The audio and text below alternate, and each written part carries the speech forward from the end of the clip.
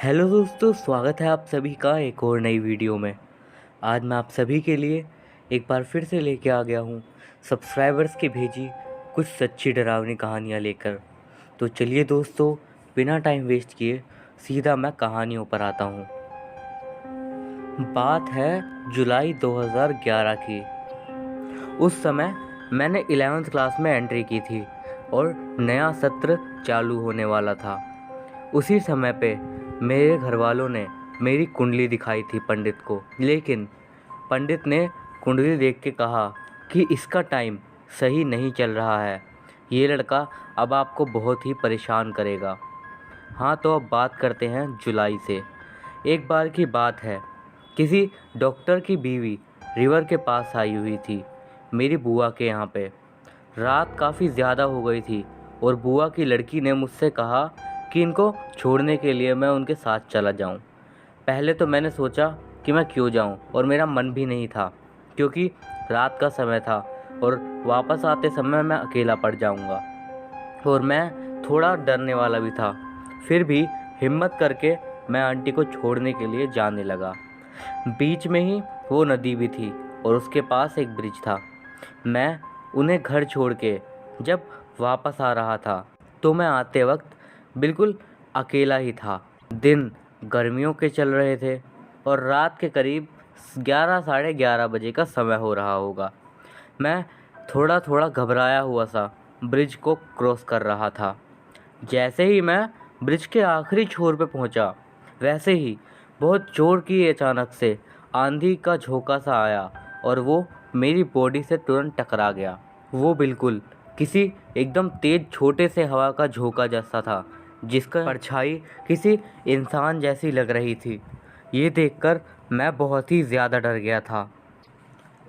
जैसे तैसे डर डर के मैं अपने घर पे आ गया और बस उसी दिन से मेरे दिन ख़राब होने शुरू हो गए। तब से मैं काफ़ी समय तक, यानी कि तकरीबन 8 से 9 साल तक परेशान ही रहा। और उसके बाद मैं अपने रूम पे जब गया तो बिल्कुल अकेला था। मेरे पापा भी मेरे साथ नहीं थे, उनको किसी काम से गांव में जाना था। मैं रूम पर बिल्कुल ही अकेला था, लेकिन जैसे तैसे मैं बिस्तर पर डरते डरते लेट गया। मुझे तुरंत नींद आती थी और मेरे शरीर के जो प्राण थे, शायद वो उसी जगह पे, उसी ब्रिज पर फंस चुके थे, क्योंकि मुझे अब हमेशा आंख बंद करते के साथ ही वो ब्रिज ही नज़र आ जाता था। और मुझे अब अपने सपने में भी सिर्फ वही ब्रिज दिखाई देता था। मेरे कुछ भी समझ में नहीं आ रहा था। मेरा दिमाग ख़राब हो गया था, कुछ सोच ही नहीं पाता था मैं। मानो मेरे को कुछ भी समझ ही नहीं आ रहा था कि क्या करना है क्या नहीं। कुछ दिनों के बाद जब मेरे पापा से मेरी मुलाकात हुई तो वो मुझे डांटने लगे, क्या हो गया तुझको। उसके बाद मेरे पापा ने मुझे गांव में भेजा, तो वहाँ पे वो मुझे किसी लेडीज़ के पास ले गए। उनके ऊपर देवी माता आती थी, या फिर गांव वाले ऐसा कहते थे।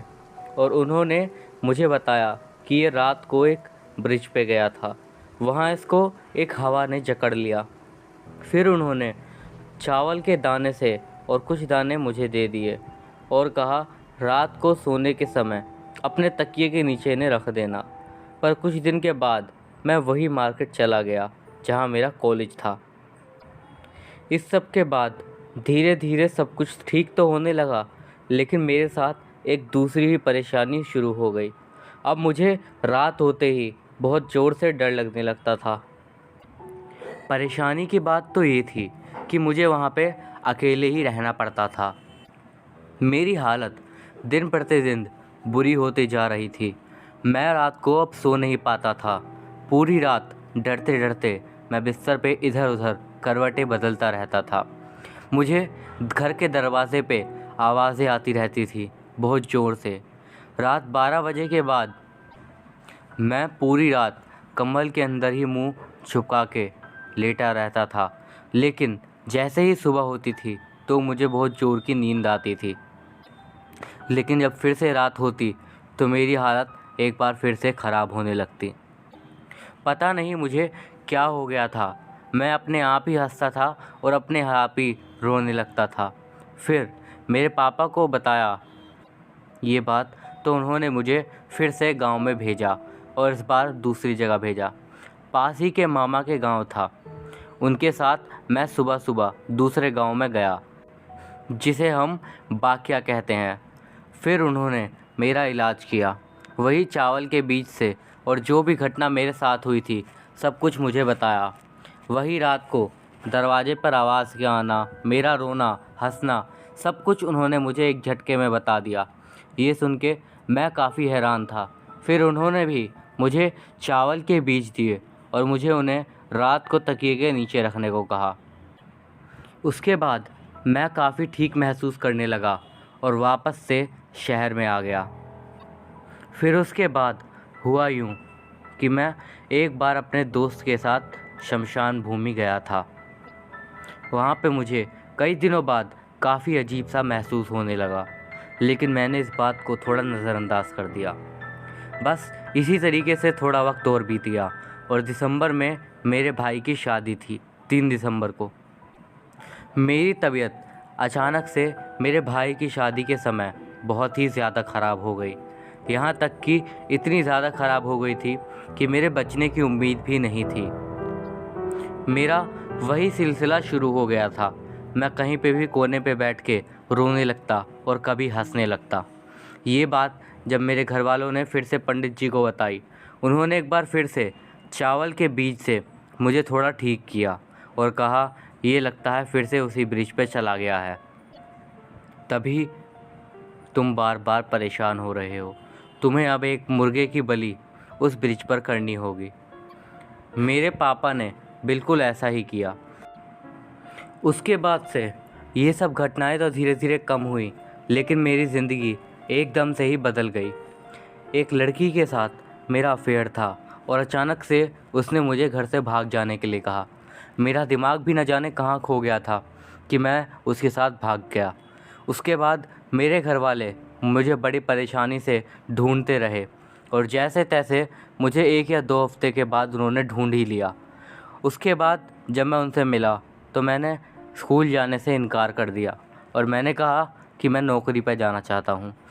और उसके बाद मैं अपने मौसा के साथ नौकरी के लिए चला गया। 2.5 साल तक रो रो कर मैंने नौकरी की और फिर वहाँ से भटकते हुए मैं मुंबई में आ गया। मुंबई में भी मेरा वक्त कुछ खास नहीं रहा। मुंबई में मैंने कई जगहों पर काम किया, लेकिन कहीं पे भी मैं टिक नहीं पा रहा था। आज सन 2020 है। तब से लेकर अब तक मैं इन सब चीज़ों से आज थोड़ा आराम कर पाया हूँ और अब मैं थोड़ा सुकून से रहता हूँ। अभी मैं मुंबई के एक एक्टिंग थिएटर में काम करता हूँ। मेरा धन्यवाद मेरे घर वालों को, जिन्होंने मुझे मेरे उस मुश्किल वक्त से निकलने में मेरी पूरी सहायता की और मेरी सारी गलत हरकतों को भी नज़रअंदाज कर दिया ताकि मैं ठीक हो सकूं। दोस्तों, ये थी हमारी आज की पहली घटना। अब बिना समय बर्बाद किए आज की अगली घटना पर आते हैं।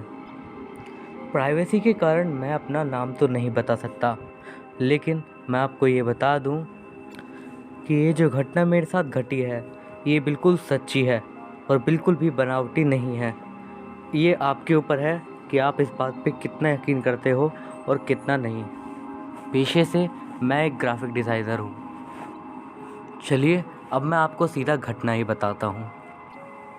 मैं आपको बता दूँ कि मैं हमेशा से ही पैरानॉर्मल चीज़ों में बहुत विश्वास रखता था। मैं ये हमेशा से मानता हूँ कि अगर भगवान होते हैं तो भूत भी ज़रूर होते हैं। तो ये मैं जो घटना आपको बता रहा हूँ ये ज़्यादा दिन पुरानी नहीं है।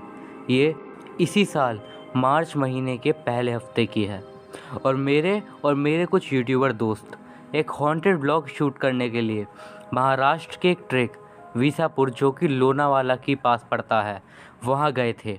मेरे बाकी दोस्तों को ये भूत प्रेत जैसी चीज़ों पर यकीन नहीं था, बट मैं इन सब चीज़ों पे यकीन करता हूँ। और उस ट्रैक पर रात को रुकने के लिए परमिशन हमारे पास नहीं थी, फिर भी हम लोग वहाँ पर रुके।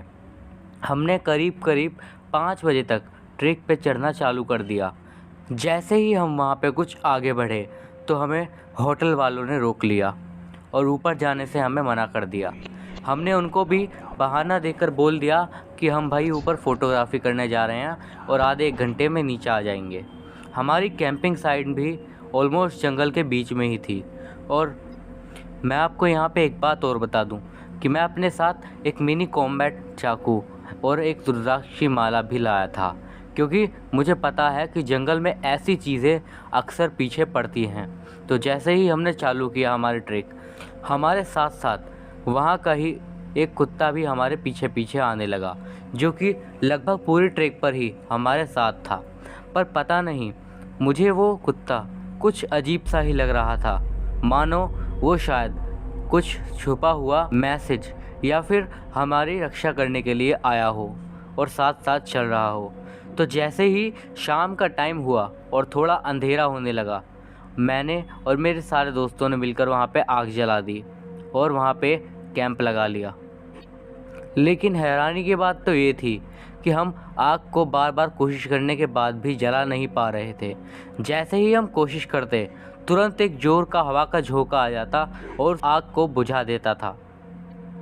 ये चीज़ लगभग 2 से ढाई घंटे तक ऐसे ही चलती रही। जैसा कि मैंने आप सभी को बताया कि मेरे सारे दोस्त यूट्यूबर्स थे और हमारे एक दोस्त के पास रिंग लाइट भी थी, तो हमने उसी से काम चला लिया और उसी को जला के वहाँ पे बैठ गए। जैसे तैसे जब बाद में जाके आग जल गई और हम दोस्त हमारी मस्ती में मज़े कर रहे थे, हम लोग वहीं पे आराम से मस्ती करने लगे। लेकिन मुझे न जाने क्यों ऐसा लग रहा था कि कोई तो है जो कि शायद पीछे से हमारी ओर घूर रहा है, हमारी सारी हरकतों पे नज़र है उसकी। मैंने मेरे दोस्त को भी यही चीज़ बोली, तो वो बोला कि नहीं यार, ये सब वहम होता है, कुछ नहीं होता।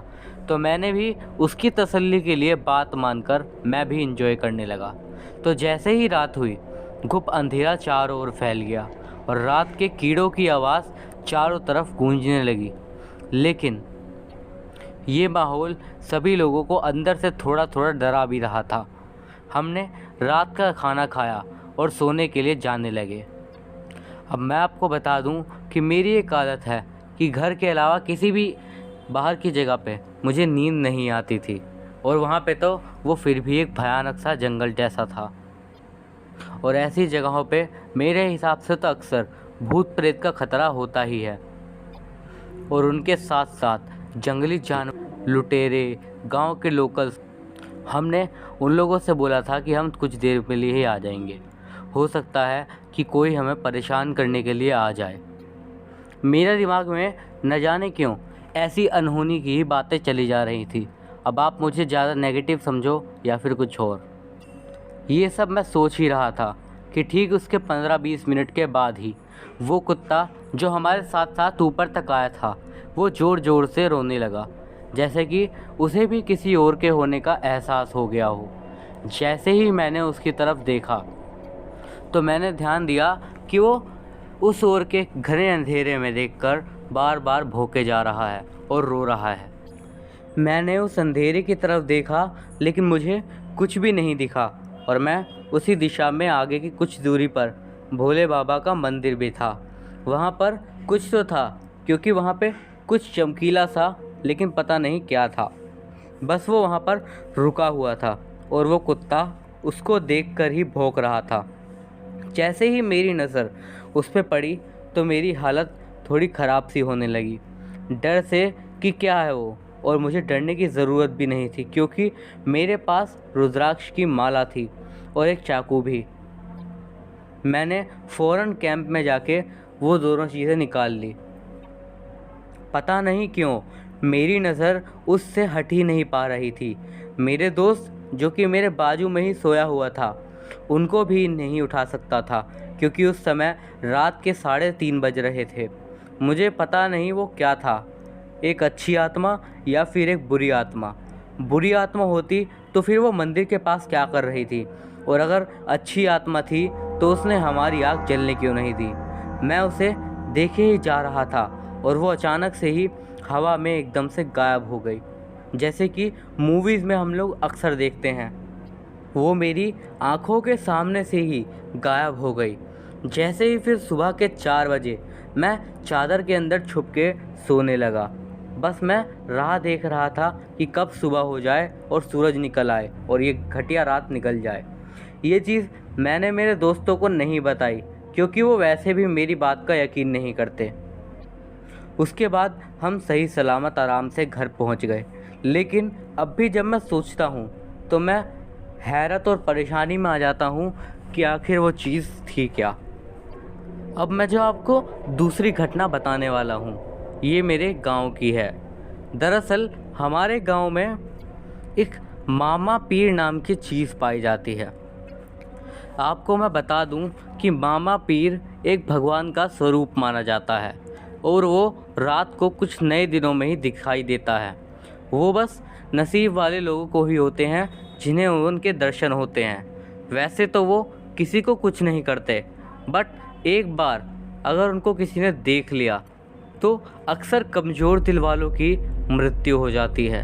वो सफ़ेद कुर्ता और धोती पहन के दिखते हैं। लोग उनकी पूजा भी करते हैं और अगर वो प्रसन्न हो गए तो आपकी ज़िंदगी बहुत ही अच्छी हो जाती है उनकी कृपा से। दरअसल हमारे खेत पे काम करने के लिए हमने एक शादीशुदा जोड़े को काम दिया हुआ था। उनके पास घर नहीं था तो हमने उन्हें अपने खेत में ही सोने की परमिशन दे दी थी। तो बात है एक रात की, जब 2:30 से 3 बजे रहे थे। उन्होंने अचानक से ध्यान दिया कि उनके पास ही एक लंबा सा आदमी खड़ा है। ये देखकर वो थोड़ा चौंके और उसकी तरफ जाने लगे। लेकिन भयानक बात ये थी कि जैसे ही वो उनके पास जा रहे थे वो आदमी और भी ज़्यादा लंबा होता जा रहा था। हमारे गांव में अक्सर ये बताया जाता है कि अगर ऐसा कुछ दिख जाए तो उसके पास कुछ मत करो, बस जाकर एक बीड़ी और माचिस वहाँ पे रख दो और चुपचाप वहाँ से चले आओ। ये बात उन लोगों को भी पता थी जो कि हमारे खेत में रह रहे थे। उन्होंने फ़ौरन ही ऐसा ही किया और चुपचाप बीड़ी माचिस रख के वहाँ से निकल गए। वो लोग अगले दिन सुबह सुबह ये बात बताए तो पूरे गांव में ये बात वायरल हो गई। अब इस घटना के बारे में मुझे ज़्यादा कुछ अच्छे से तो नहीं पता, लेकिन जो भी पता था मैंने आपको बता दिया। वैसे आपका इस बारे में क्या ख्याल है, ये बात ज़रूर बताइएगा। दोस्तों, आज की अगली घटना हमें भेजी है दिशा जी ने। वो वेस्ट बंगाल की रहने वाली हैं।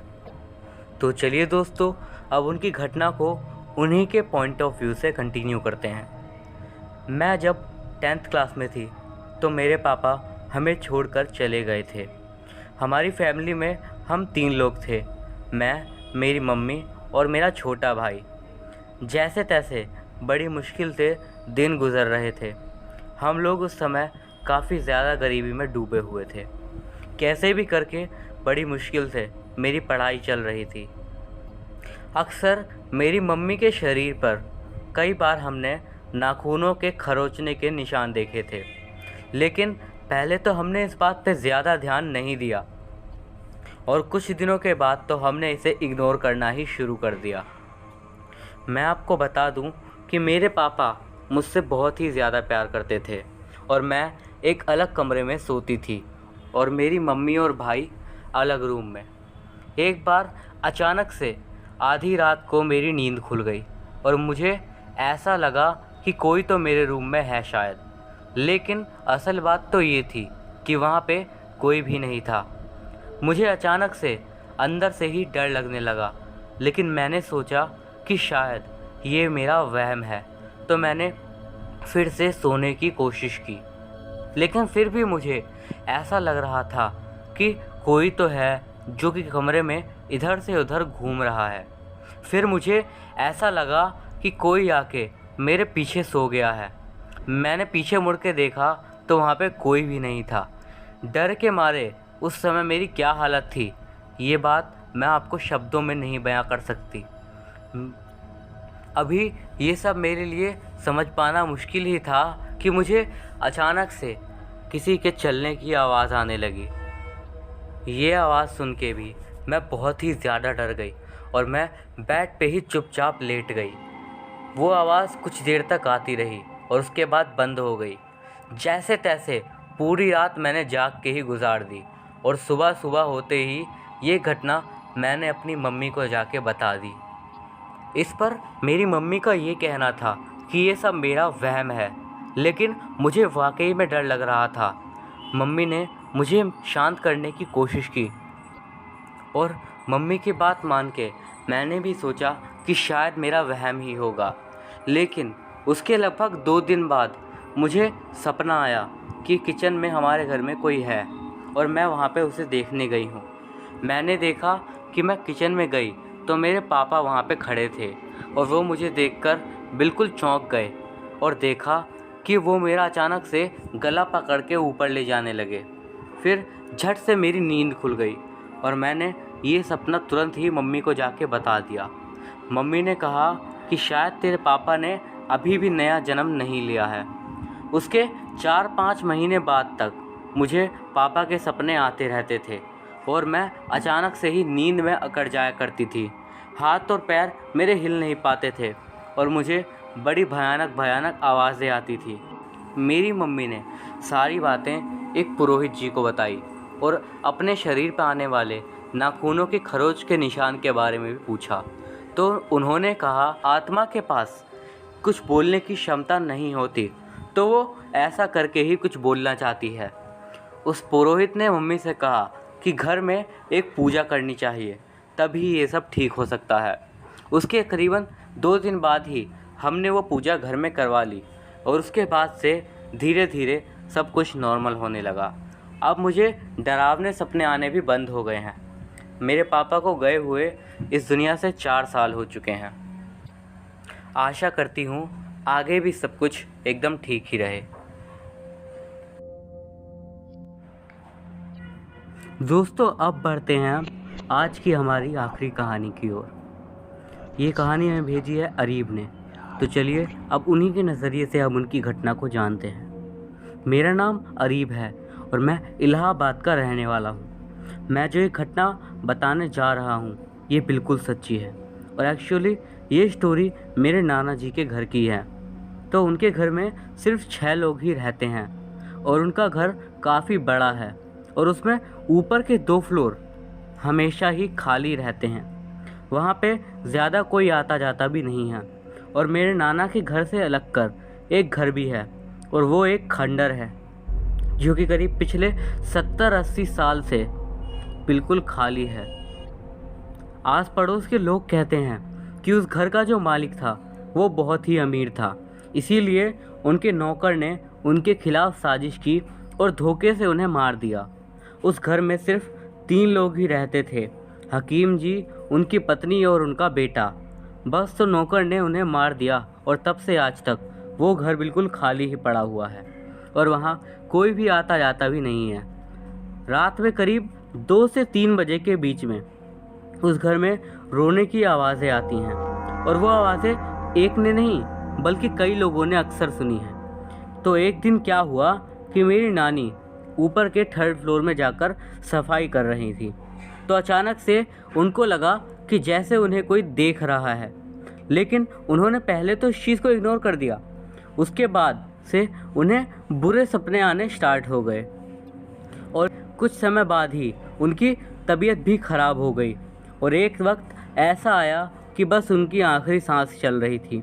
उन्होंने मेरी मम्मी से बताया कि रोज़ रात को कोई उनके सीने पर बैठकर उनका गला दबाता है, लेकिन मेरी मम्मी ने सोचा कि वो शायद ऐसे ही कह रही हैं और उनकी बात पे ज़्यादा ध्यान नहीं दिया।